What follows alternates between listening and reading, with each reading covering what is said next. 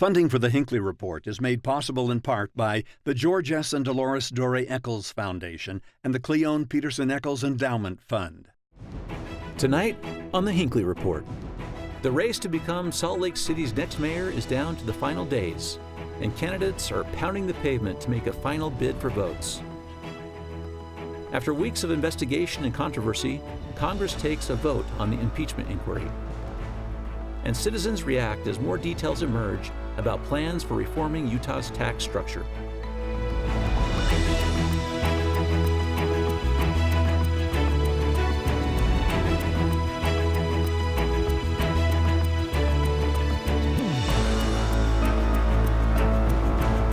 Good evening, and welcome to the Hinckley Report. I'm Jason Perry, director of the Hinckley Institute of Politics. Covering the week, we have Heidi Hatch, anchor with KUTV, Doug Wilks, editor of the Deseret News, and Max Roth, anchor with Fox 13 News. Thank you all for being with us today. This distinguished panel has a lot to talk about. Max, I want to start with you on really the news of the day with a Utah lens. The House of Representatives and the United States House of Representatives voted this week to start the procedure for impeachment. And we're hearing a lot about this nationally, but I want to get the Utah view on this thing. How are Utahns reacting to this vote, which is not a vote to impeach, right? Explain what the vote is and how Utahns feel. Well, the vote is setting forth the rules for the impeachment inquiry. And the unique thing in this case is that the Congress is conducting the investigation prior to actually having hearings where they discuss articles of impeachment, essentially the charges that they could put against the president. And so it's a little more complex than past impeachment rules because it starts with an investigation in the Intelligence Committee. Open hearings, they say they'll conduct soon, and then go to the judiciary, and they would write articles of impeachment. And at that point, you'd have the president's lawyers or lawyer involved in that inquiry, and it sets out rules for the minority party being able to request witnesses, that sort of thing. All of Utah's Republicans voted along the party lines against approving these rules, and Utah's lone Democrat, Ben McAdams, voted for it. Okay, I think we better talk about that for just a minute. So, Doug, it is interesting. Not a single Republican voted for this. We had a couple Democrats that did vote against this, one independent. Explain the kind of the partisan nature of this thing and how you see this playing out. Well, this is the issue, right? I mean, people say they don't want it to be a political process, but impeachment by nature is a political process. So how do you overcome the weaknesses? Ben McAdams was very clear saying, look, he's not voting for impeachment. He wants the truth to come out. But others like Chris Stewart and John Curtis, they're saying, well, this isn't the way to get the truth out. John Curtis Representative Curtis has his own signed on a legislation to get all the transcripts released from the depositions. But this is an issue of transparency versus weaponizing the hearings, because if you're in a private setting and you're having a deposition taken, you have a lot greater chance of getting the truth out in that. So you bring it now in front of the public, there's transparency, that's a good thing, but it fundamentally changes what's going to come out, because you're going to have lawmakers posturing, trying to give a 4-minute speech and a 30-second question. So it'll be very interesting to see what happens now. Yeah, so Heidi, this is interesting because the Republicans are kind of setting this up as a question of process. And so I was just curious about this weaponizing comment right there, because it's not exactly talking about the substance right now, it's talking about the process. Yeah, I think when we think about weaponizing, this is a double-edged sword. When we want this public, I think we all want to air it in the sunshine. We want to get the facts so we know what's going on. But oftentimes, as you just said, it really is weaponized, because instead of asking questions, everyone goes in there, they make their speech. They're not really asking questions, they just want to say something and get it out there. So instead of getting to the substance of the matter, we're getting a lot of grandstanding going on. And so then you're like, well, are we wasting our time? But there's also that frustration of what goes on behind closed doors. If they were to release it now, John Curtis was saying, do we even have the hours and the time to go through and read it properly and understand before we make a vote? So there's problems with both sides. But when you think back to even our last Supreme Court nomination and what we saw on TV, that was not probably the prettiest day for our country, and I think we're probably headed down that path again. I don't know if it's healthy. I was just going to say, though, that I'm going to disagree a little bit with that, because the rules that they set out in this allow for each party, the ranking member of the minority party and the chair of the committee, to have 90 minutes together. So each has 45 minutes for that one person or their legal staff to question. And so you'll have 45 minutes of Democratic lawyer questioning, 45 minutes of a Republican lawyer questioning, prior to anyone in the committee having their little 5 minutes to grandstand, which I agree is really doesn't get much. And so I think that could be helpful. And plus, the fact that they're gathering information in advance means they kind of set things out. This is more of a process of making things public when they already have the roadmap to it. So Heidi, what do you think about that process? Because what you said is exactly right. Often in the Supreme Court hearings, for example, everyone's looking for their YouTube moment for their campaigns. Do you feel like this is going to provide some of that context? Because it seems like voters are looking for the actual substance of the allegations. That is the truth, because most of what we hear now, you pick your station you watch, you're either Fox News or you watch CNN, and you get the spin and you really look for the information you want to hear. So if we can really get just an attorney in there who's asking questions, not grandstanding, I think that information will be helpful. But in the end, what makes it on television newscasts, I hate to admit it, but oftentimes it is those sound bites that are the grandstanding, because you've got these short newscasts, you're trying to get through, you know, what's happening. And unfortunately, what gets filtered down sometimes will be that, because most people don't have time to sit down and read the transcript of that 45 minutes or watch the whole 45 minutes. Even someone who's in the news business, I don't always have my full day before I go to work at 2 in the afternoon to sit down and watch an entire hearing. I have to go run errands and grocery shopping and make sure my kids have done what they need to, and not every human has time to sit down and listen to these full hearings. Yeah, that is true. Yeah, Jason, you made the question, what do Utahns think, right? This is where it's going to be important. What is the public going to do with this information? Because even though they're two attorneys maybe doing the questioning, they're going to be prepped by their parties. And so the speculation is that this will entrench the voters on Trump's side, because they'll think, depending on how the questioning goes, are they attacking my president? And on the other side, can the Democrats say, well, they really are trying to get at the truth? We're not starting from a nonpartisan place, and that's the difficulty. Although, I think the public is less partisan on this than Congress is, because when you look at national polls, at least, there's been real movement towards supporting the inquiry and even supporting impeachment and removal. But let's get to this point a little bit with where our elected officials are, Doug, because you mentioned a moment ago that Congressman McAdams, actually made a statement. I want to show the tweet and have you give your comment on that, since you brought this up, because he's trying to find a spot here that is safe for him going forward, you know, with his principles, of course. But I want to read this tweet. Congressman McAdams said, "I voted yes. This is not a vote for or against impeachment. It's to get all the facts on the table so Utahns can judge for themselves. I will not prejudge the outcome." And he gives some notes: transparency, due process, constitutional duty of oversight. Right. That's a good position for him to take. But even that has already been taken now. And the Republican side has tried to say, Ben McAdams is making the same vote as Nancy Pelosi and others, and they're trying to make him far, far left. So the Republicans are trying to weaponize it against him. He, I think, to his credit, is not trying to do that at this time. He very much wants to get at the truth. But I also think the Republican congressional delegation wants to get at the truth. They just don't think this process is the way to do it. You know, the two most interesting members of the delegation on this, I believe, are the two who've actually been sitting in on these meetings: John Curtis, because he's on foreign relations, and Chris Stewart. And the reason I think they're most interesting, first of all, Stewart has really dug in support of the president on this. He was on Fox News yesterday after this vote was taken, and he said, when posed with the hypothetical that the president did in fact say, you don't get your $400 million until you investigate Joe Biden. And honestly, we're very close to having that established if all the reports are correct, and just even reading the statements that we have from those witnesses who have come forward. Stewart, in given that scenario, said, you know what, if that's the case, and it's perfectly appropriate to withhold or to hold back that money in order to investigate corruption, and if that happens to involve a U.S. person, that's okay. U.S. person being Joe Biden. And so that is actually Chris Stewart stepping out further on that substance limb rather than process limb. And I was surprised to hear him say that, because essentially, you're saying withhold military aid to a country that's been invaded by Russia and whose primary defense is that they have America's strong support.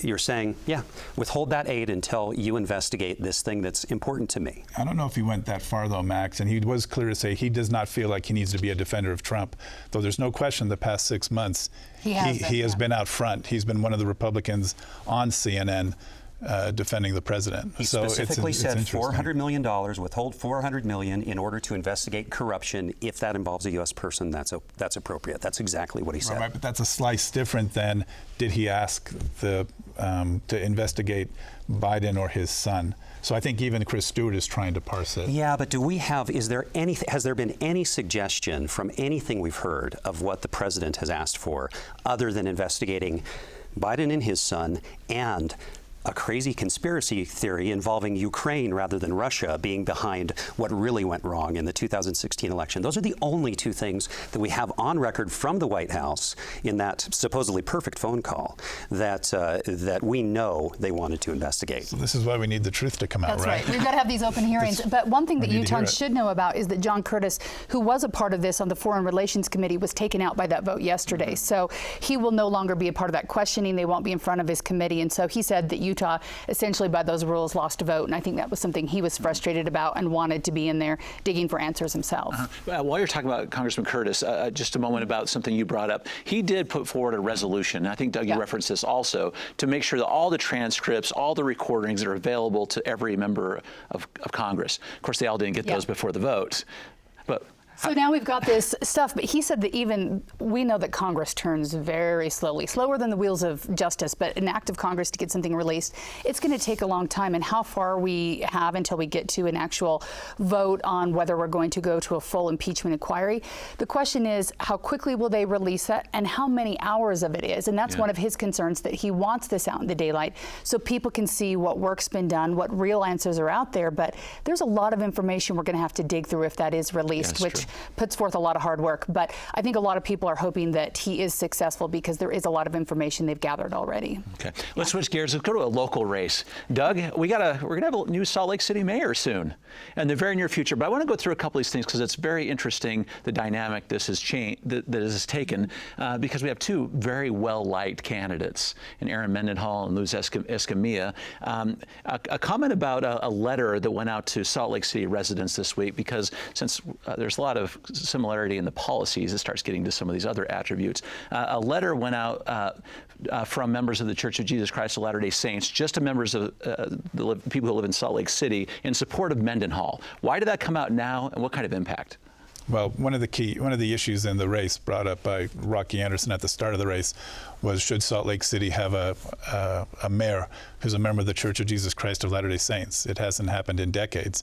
Well, that offended both candidates because there's no religion test to be mayor. And Luz Escamilla is a member of the church. Aaron Mendenhall is not. Both were very forthcoming and saying, look, we will both work with the church. The church is a major property holder, a major player, and quite frankly, Salt Lake City is the center of a global religion. One of the most interesting things is there are some who believe that Utah is great in spite of the church, and others believe that it's great because of the church. I believe it's great because of the church, and both of those mayors want to capitalize on that. Okay. How do they use this one, Max? Because this has become an issue. Well, it's. I agree that the suggestion from Mayor Anderson was problematic, because you're talking about a religious test, and anything like this really should be about what the person will do and not who they are in terms of their personal faith. I was Googling this morning, and I started Googling Aaron Mendenhall, and as soon as I got into the Menden, the suggested search was Aaron Mendenhall Mormon. Which just says that that's what people are looking for. It's a legitimate issue in the city to talk about how well you will work with the LDS Church, because the LDS Church is the biggest player in downtown development. And you know what? Anyone who looks at Salt Lake City's downtown and how beautiful it is, they're pretty lucky that that there is a major player there who's never going to let it go that far downhill. So you need someone who's going to be able to work with. Those organizations have to work together. Yeah. So Heidi, I want to kind of give some context here, because it's so interesting we have this conversation when there's a recent Utah policy poll that went through each one of these candidates. I just want to get your thoughts about this, because it comes to these other factors. There are things like, are the candidates trustworthy and honest? 66% of Utahns say both of them are. 62% of Utahns say they work well with others. 55% that they care about people. I thought it was interesting. 41% say they share our beliefs. Erin Mendenhall is ahead in most of these categories, but the number of people say I like them is really interesting, because no one really has negatives. No, and I think maybe it's because we don't know enough about them. I think sometimes once they're in office, maybe those will change a lot, but until they're on the big stage where they're making big decisions, maybe that will change. But I think that they're both women who people like. They're likable women, and I think sometimes that matters when you're looking at these things. And I think that when people are looking at them, I think they do see a lot of good, and they've seen what they've both done in their previous jobs. The question is the unknowns they have with them. And I think that's where we have so many undecideds too, because there's a lot of things on those likability scale that they get those bonus points, but people don't know them that well. And I think that's why we have 20-odd% and maybe more who are saying, I don't know which one I'm going to vote for. Yeah. They both seem nice. I think I'd let them hang out at my house. Okay. While I was doing my Googling and looking at them, you know, it's you look at the branding when you wonder, why is somebody ahead, why is someone not, when there's a similar name recognition. And Erin Mendenhall very clearly, right up front, puts herself as the clean air candidate. The clean air candidate. And there's not something quite like that with Escamilla that I see. And I think that might be an advantage. Mm-hmm. She does have, I mean, she would be the first Latina to be the mayor of Salt Lake City. She's from the west side. She very much has the interest of the west side. The inland port is out of the west side. Mm-hmm. Both the candidates have many similarities, but Luz Escamilla, being in, you know, up in the legislature, bringing that sensibility and trying to work together. Erin Mendenhall, from her perch on the Salt Lake Council, being able to go the other way. So you do have a choice here that's kind of interesting, but the fact that we have two credible candidates is a wonderful thing. Yeah, it's good for the city. But Heidi, our county clerks are reporting that very slow in terms of the numbers of ballots that are coming in. Is this a reflection, do you think, of the fact that we've got two key candidates, we haven't made up our mind, or maybe worse, that people are just not going to engage on it? I'm a little concerned that people are not going to engage, and I think that's where these final days of the election are going to matter. And I think when you have that many people undecided, and maybe there's not something that's pushing them out the door, we don't have to walk out the door to vote anymore. We've got the ballot sitting on our counter. So what I think they're really going to have to do is go meet people and knock on their doors and wear their shoes out in the next few days, because I think a lot of those people they're looking at them on the news, they're thinking they both seem nice, they both have good ideas, but when you look at the percentage of voters who actually go and listen to the debates that have been happening, I think it's very small. There are people who are very involved, they know the issues, but otherwise the other voters are trying to decide which one do I like better, and it might be the person who their campaign knocks on the door and gets them to actually go rip open the ballot that's on their counter and get it turned in. Otherwise, I think a lot of them are going to end up in the garbage in the next week. Okay. Yeah. We need people to send those in. I think they'll vote, actually. I think we saw it in the primary, people vote late. And these two candidates have had many, many debates. What was the number? 14. 14 debates. Yeah. And there's a long tail to those debates, because those go onto the websites of the different media groups. And so there's a lot of information out there. Okay. Speaking of lots of information, tax reform. Too much information to digest. Too much already. So, Max, the task force is meeting next week. Mm-hmm. The Speaker of the House, Brad Wilson, wants to have a special session in December. Mm-hmm. Tell us a little bit about kind of what's in play, and why December when you got a session starting in January? Well, December, because they want new income tax rates to go into effect in the new year. So they would like to have something done so that by January 1st, all of us on our, in our paychecks will start being taxed differently, and it would be a lower income tax rate, while not necessarily raising the sales tax, but putting the sales tax back on certain items that it hasn't been on, and mainly, I mean, the big one is food, groceries, and that is a big point of concern for advocates for the poor. Yeah, so it is. So Heidi, that has been a source of some complaint. It was off for a while. Maybe they offset it with some tax credits, but. And it's a big percentage, and the only thing I can think that they would want to do this in December is that it's easier to argue that they can raise these taxes in places that are difficult, where it's something that makes you survive. If you're like, look, you have this much more money in your bank account, because if they try to make all these adjustments at one time and you don't know how much more you're getting in your paycheck and how much less you're going to have for groceries, I think if they make that one adjustment, they're hoping that people will see, okay, you've got this much more in your paycheck, you can make that. But I think making any argument where you're trying to make food more expensive for people is a tough one, because when you don't have a lot of money, an extra $1 to $3, and they say for low to middle income people, an extra maybe $175 to $250 a year, that's a lot of money when you don't make a lot of money. It's a big difference. Speaking of the people in terms of salary, Doug, that is something that has been on the minds of people, because people making over $100,000 a year, which are going to get the biggest share of this potential cut. Well, I mean, there's a lot of issues surrounding the taxes. I think from their perspective, they're smart to go early, because what's going to happen here is people are going to reject taxes. This morning you had Elizabeth Warren talking about $1 trillion for health care and saying, well, it won't affect the middle class, but we're going to tax the rich. You had South Salt Lake City in the past 2 weeks talking about a tax increase to help out there. You have the mayor of Salt Lake County, Jenny Wilson, saying we need a tax increase, 30%. So all of a sudden people are going to start to go, wait a minute, you just raised my taxes in December. Now these municipalities or school districts, they may get put off because of that. That wasn't the question you asked me, though, was it? But that's a very good point. It's a very good point. And Max, as we get ready to go into sort of election year for some of these candidates, if we have all these cities raising these rates, but our yes.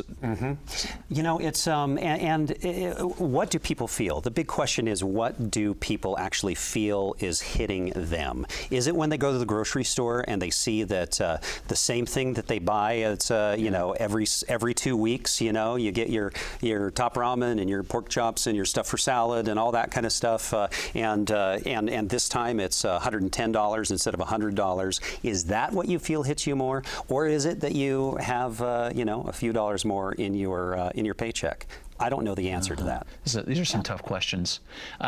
Another tough issue, Heidi, we've had record cold here in Utah, and this issue of decisions made on closing homeless shelters, the road home in particular. So we have a need, and shelters not available. How are elected officials approaching this one right now? Because it's a hard one. They're approaching it in a way where they're asking people to come help them, landlords. And I don't know exactly how this is going to work, because I'd like to say, first off, this is a complicated issue. They're obviously trying to solve a lot of different problems with homelessness. We're talking about drug addiction problems. We're talking about trying to get people the mental help they need. And we have some beautiful new centers opening, but what they didn't account for is they thought that people would be coming and going. But they're nice, beautiful centers. They're nice places to stay. You feel safe, and they're staying.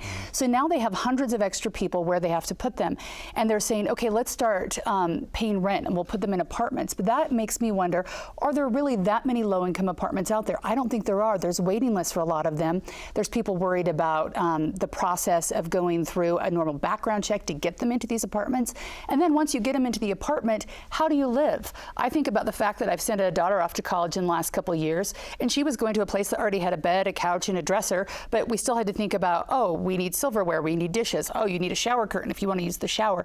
Where is all of this going to come from? And I don't think it just materializes. So I think they've got a lot of problems of trying to figure out what to do with these people who still need help. And there could be hundreds of them, and possibly, I mean, up to 1,000. It's hard to tell how many there's going to be, but there are some major concerns as we try to not look back, close the road home, move forward. But if we move forward, where do these people go? Yeah, so what do they do, Doug? Because Lieutenant Governor Spencer Cox took a lead role in kind of the efforts here. So did Greg Hughes. There's a lot of people taking a lead role. You have Scott Howell, Downtown Alliance, you have the Chamber.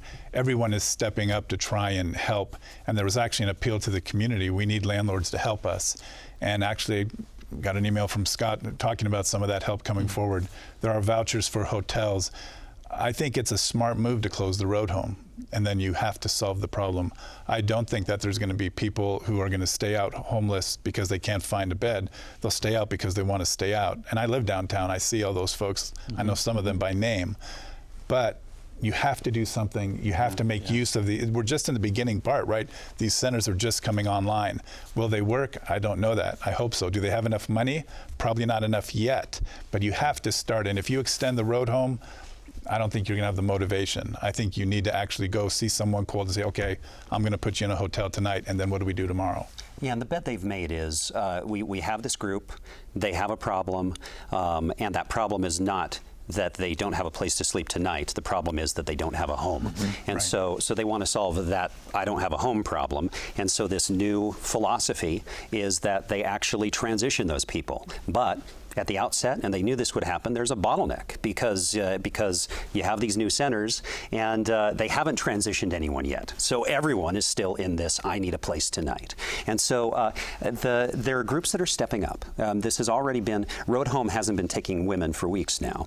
And St. Vincent de Paul Center has been having an emergency shelter in their space, letting people sleep Near there. Capacity, I think. Yeah. And so they'll have to find something. I don't believe that our community is going to let people who need a place, a warm place to be on a cold night, is going to let them not have it. If anything, it might be coming at a good time, because I think that while we should be thinking of others year-round, when we get to November and December, we're more willing to think of others.